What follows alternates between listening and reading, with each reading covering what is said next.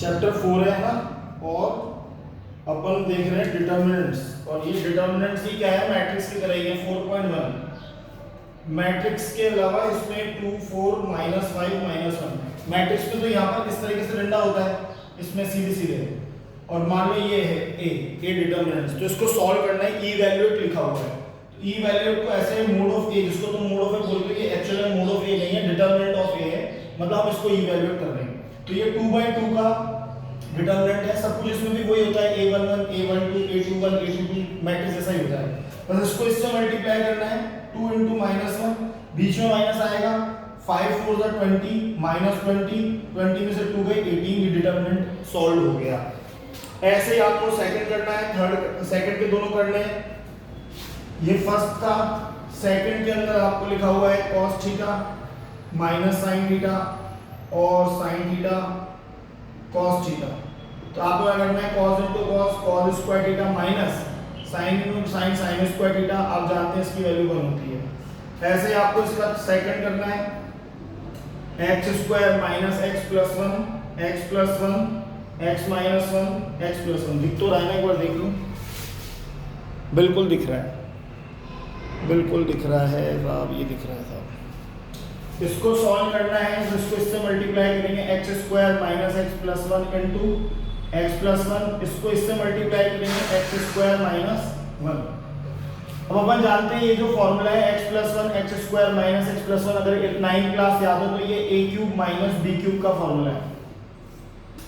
ये माइनस अंदर जाएगा तो x³ - 1 - x² + 1 +1 -1 से कट जाएगा, x³ - x² आ जाएगा, x² कॉमन ले लेंगे, x - 1, ये इसका आंसर रहेगा। ठीक है, अब यहाँ पे थर्ड क्वेश्चन जो है उसमें आपको a दे रखा है मैट्रिक्स की फॉर्म में 1 4 2 2, और आपसे पूछ रहा है 2a का डिटर्मिनेंट और 4 डिटर्मिनेंट ऑफ a। तो इसके तरीके ये हैं कि पहले आप इसको ऐसे बना लो 1 2 4 2, ये सॉल्व कर लो, 2 4 2 8 -6, तो डिटर्मिनेंट ऑफ a निकल आया। जब आप यहाँ पे इसको लिखेंगे तो -6 -24 हो जाएगा। हाँ,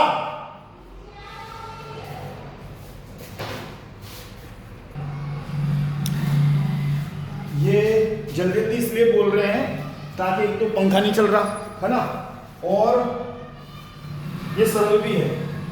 अब यहाँ पे जैसे लिखा है 2a, यहाँ पे लिखा है 2a, तो आपको उसको 2a कर देना है, फिर डिटर्मिनेंट बनाना है।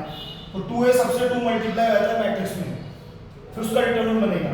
डिटर्मिनेंट में नहीं होता, मैट्रिक्स में अगर आपको टर्म मल्टीप्लाई करते तो सबसे होगी, अगर डिटर्मिनेंट में मल्टीप्लाई करते तो किसी एक रो या कॉलम से होती। पर यहाँ पे 2a लिखा है, यानी कि ये a ही 2a बन चुका है,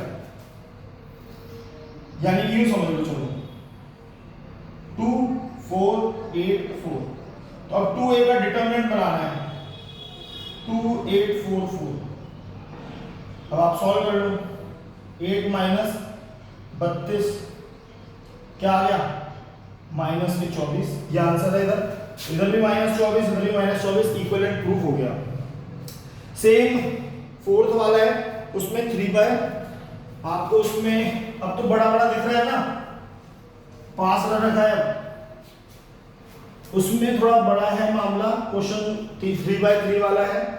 देख यहाँ पे क्या लिखा है फोर्थ वाले में, 1 0 0 0 1 0 1 2 4, यहाँ पे लिखा है 3a का डिटर्मिनेंट बराबर लाना है 27 डिटर्मिनेंट ऑफ a। तो सबसे पहले डिटर्मिनेंट ऑफ a निकाल लेते हैं। 3/3 में क्या सिखाया है, इसके लिए सॉल्व करेंगे ना 1 के लिए, तो ये रो और ये कॉलम छुपा देना है, इसको इससे मल्टीप्लाई करेंगे, इसको इससे करेंगे, 4 - 0, फिर बीच वाले के लिए सॉल्व करेंगे, बीच वाले में माइनस लगता है, इस रो और इस कॉलम को छुपा देंगे, 4 0 0 -2 0 0, फिर +1 के लिए ऐसे छुपा देंगे, 0 - 0। तो ये आंसर क्या आएगा, अल्टीमेटली 4 आएगा, यानी कि 27 × 4 7 चौक 28, 4 दूनी 8 और 10 108। अब 3a करना है तो 3 से मल्टीप्लाई कर लो इसको, 3 से मल्टीप्लाई करके आपको यहाँ 3 दिखेगा, 0 3 0 3 6 0 0 4 3 12।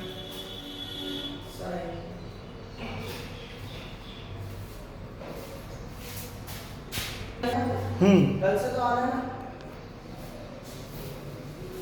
अब यहाँ पर आप इसको सॉल्व करेंगे, 3 सेम तरीका है 12 के 36 माइनस 0, फिर माइनस के 0 के लिए ये छुपाएंगे 0 0, फिर इसके लिए करेंगे 3 के लिए, तो ये रो और ये कॉलम छुपाएंगे तो 0 0, 12 का ये हो जाएगा आपका वो ये सेम आ गया 308 108। तो LHS इक्वल्स टू RHS। ऐसे सरल से सवाल है, कुछ भी नहीं है। अब पांचवा क्वेश्चन है, पांचवे के अंदर 1 2 3 4 क्वेश्चन है, इनमें इवैल्यूएट करना है। वही तरीका है 3 0 3 -1 0 -5 -2 1 -1 0, जो भी बताया वही सी है। क्या करना है, क्या करना है, 3 के लिए सॉल्व करेंगे डिटरमिनेंट ऑफ ए, तो ये रो और ये पूरा कॉलम छुपेगा 0 -6 5, फिर माइनस का 1 है तो +1 हो जाएगा, बीच में माइनस लगता है इस वाले के लिए। इसके लिए सॉल्व करेंगे 0 -3, फिर -2 के लिए सॉल्व करेंगे इसके लिए, तो ये रो और ये कॉलम छुपेगा 0 -0।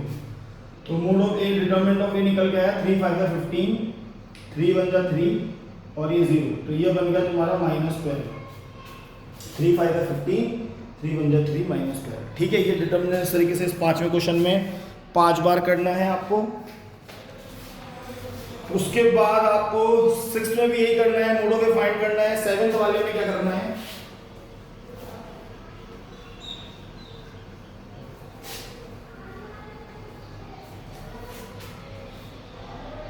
सेवेंथ क्वेश्चन में लिखा है 2 5 4 1 2x 4 6x। अब ये इसमें डिटरमिनेंट इक्वल लिख रहे हैं तो डायरेक्टली कंपेयर हो जाते हैं। 2x = 2 तो x = 1, ये डायरेक्ट x = 1, x की वैल्यू फाइंड हो गई। इसका सेकंड भी ऐसे ही है 2 3 4 5 x 2x 3 5, कंपेयर करा लेंगे x = 2 बीच में इक्वल लग रहा है। अगर डिटरमिनेंट के बीच में इक्वल लग रहा है तो उसकी कॉरस्पॉन्डिंग एलिमेंट क्या हो जाते हैं, कंपेयर हो जाते हैं। सेम ऐसा ही 8th है आपकी 4.1 खत्म। अब आ जाते हैं 4.2 पे। वैसे तो पुरानी बुक की 4.2 हटी हुई है, तो हम आ जाते हैं इसमें 4.3 पे। 4.3 में क्या है साहब, 4.3 में आपसे कह रहा है, मतलब नई बुक में 4.2 होगी, पुरानी बुक में 4.3 होगी। इसमें 3 पॉइंट दे रहा है और कह रहा है ये ट्रायंगल के क्या है, वर्टेक्स है, और आपको इसका क्या करना है, एरिया फाइंड करना है। तो ट्रायंगल का एरिया ऐसे निकलेगा था, ये x1 y1, ये x2 y2, ये x3 y3। तो एरिया ऑफ ट्रायंगल होता है, एरिया ऑफ ट्रायंगल इसके अंदर ऐसे होता है x1 y1 z1 x2 y2 z2 1 1 1। ये आपको क्या करना है, ये x1 y1 z1 एक कॉलम में, x2 y2 z2 एक दूसरे कॉलम में, और फिर 1 1 1 एक कॉलम में, ऐसे प्लेस कर देना है। और ऐसे प्लेस करके फिर इस डिटरमिनेंट को अपन को क्या कर देना है, सॉल्व कर देना है। या फिर आप इसको ऐसे भी लिख सकते हैं, अगर x1 x2 x3 y1 y2 y3 कैसे भी प्लेस कर दो, यूं कर दो, यूं कर दो, ठीक है। अब आप इसको फॉर्मूले बना सकते हो, इसमें हाफ आगे लगा देंगे। ये एरिया ऑफ ट्रायंगल है। इसको अगर अपन सॉल्व करते हैं तो क्या मिलेगा, देखो, अगर x1 के लिए सॉल्व करते हैं तो ये रो और ये कॉलम गया, तो क्या आएगा y2 - y3, ठीक है साहब।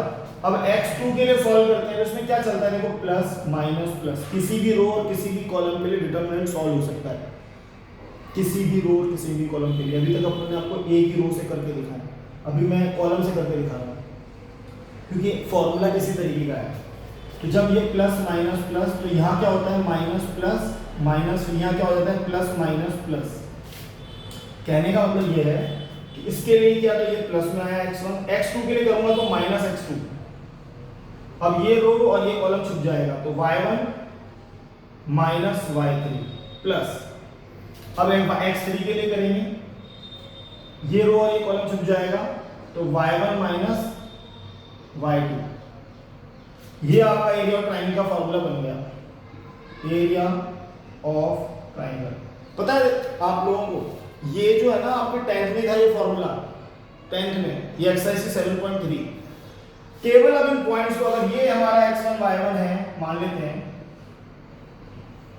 ये 1,0 है, ये 6,0 है, ये 4,3 है, तो अगर हमारा ये x1 y1 है, ये x2 y2 है, ये x3 y3 है, तो हम केवल इसको ऐसे जमाने वाले हैं 1 6 4 0 0 4 3 और 1 1 1। इसको सॉल्व कर देंगे, किसी भी रो और किसी भी कॉलम के लिए कर दो, कोई फर्क नहीं पड़ता, या ये फॉर्मूले में डायरेक्ट पुट कर दो। 1 के लिए करूंगा, ये रो और ये कॉलम छुपाया 0 - 3, 0 के लिए करूंगा, ये रो और ये कॉलम छुपाया 6 - 4। मैंने चाहे फॉर्मूला एक कॉलम से ड्राइव किया है, पर जब मैंने डिटरमिनेंट बना लिया तो एरिया ऑफ ट्रायंगल निकालने के लिए मैं किसी भी रो किसी भी कॉलम से करूंगा, आंसर सेम आएगा।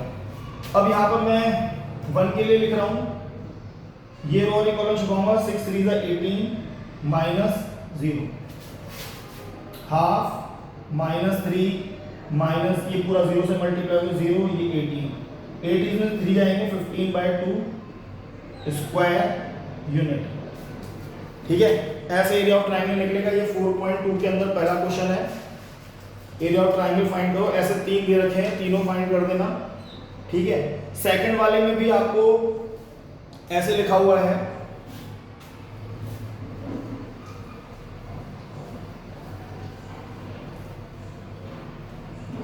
सेकंड वाले में आपको ऐसे लिखा हुआ है, शो दैट कि points are collinear. A point दे रहा है a comma b plus c, b दे रखा है b comma c plus a, c दे रखा है c comma a plus b।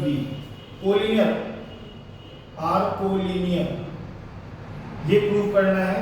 Third वाले में वो कह रहा है कि ये पॉइंट है, ये सब कोलिनियर है, k0 4 0 0 2, क्या ये कोलिनियर है। नहीं, इनका एरिया कितना है, 4 स्क्वायर यूनिट है, 4 स्क्वायर यूनिट है। कह रहा है कि k की वैल्यू फाइंड करो, तो अपन को समझ में आता है कोलिनियर प्रूव करना है तो एरिया 0 आना चाहिए। ये हमारा a x1, ये b x2, ये c x3, ये हमारा b प्लस c, ये हमारा c plus a, y1 y2 y3 और यहाँ पे 1 1 1। अगर मैंने इसको सॉल्व किया और ये 0 आ गया तो इसका मतलब एरिया वाला फॉर्मूले में वैल्यू पुट करने पर area of triangle 0। Area of triangle 0 इसका मतलब पॉइंट्स आर कोलिनियर। ठीक है, देखते हैं। हाफ a के लिए सॉल्व करेंगे, ये इसके पास गया c प्लस a माइनस ये इसके पास गया a minus b, minus b plus c के लिए सॉल्व करेंगे, ये रो और कॉलम, ये इसके पास गया b माइनस c, प्लस 1 के लिए सॉल्व करेंगे, ये इससे मल्टीप्लाई हुआ b a plus b minus c इससे मल्टीप्लाई हुआ ऐसा। अब देखते हैं होता क्या है। यहाँ पर a से a कट गया, ये ac माइनस ab, ये माइनस ये प्लस का, ये ब्रैकेट माइनस का, तो b square minus c square, minus अंदर गया तो यहाँ प्लस हो जाएगा। ये ब्रैकेट प्लस का, ये ब्रैकेट माइनस का, b square minus c square, ये माइनस जब अंदर जाएगा तो यहाँ प्लस हो जाएगा। ये हो जाएगा आपका ab plus b square minus c square minus c, b square से तो b स्क्वायर कटा, माइनस c स्क्वायर से प्लस c स्क्वायर का, ab से ab कटा, ac से ac कटा, सब 0 हो गया, area 0। Points are collinear. Got it. ऐसे यहाँ पे ये हमें दे रखा है, यहाँ पे कहता है पॉइंट्स कोलिनियर है, तो एरिया ऑफ ट्रायंगल हम ऑलरेडी क्या लिख देंगे, 0 लिख देंगे और इन पॉइंट्स में आप प्लेस कर देंगे x1 x2 x3 y1 y2 y3 1 1 1। अब इक्वल में 0 है तो हम इसको सॉल्व करेंगे k के लिए, यहाँ 0 माइनस ये दिख रहा है ना उधर -2, फिर 0 के लिए सॉल्व करेंगे 4 माइनस 0, फिर 1 के लिए सॉल्व करेंगे 8 माइनस 0। ये दिख रहा है कि नहीं, नहीं दिख रहा, इधर करो सर, ज्यों आ गया भाई। अब आप देखो यहाँ पर हो गया 0 1 2, 0 में जाकर 0 हो जाएगा, यहाँ पे हो रहा है k -2k, यहाँ पर 0 बन रहा है और ये बन रहा है 8, तो 2k को इधर भेज देंगे, इक्वल में 8, k की वैल्यू 8/2 क्या हो गया 4 है कि नहीं। इजी है कुल मिला के एक्सरसाइज 4.2 भी। मिटाता हूं इसका थर्ड का सेकंड आप कर लेना, ठीक है। अब हम देखते हैं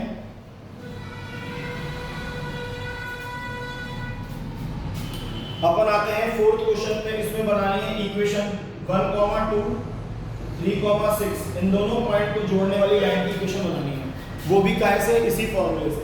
तो क्या लॉजिक लगेगा, 3 तो पॉइंट है नहीं, तीसरा पॉइंट अपन खुद ले लो x y, क्योंकि लाइन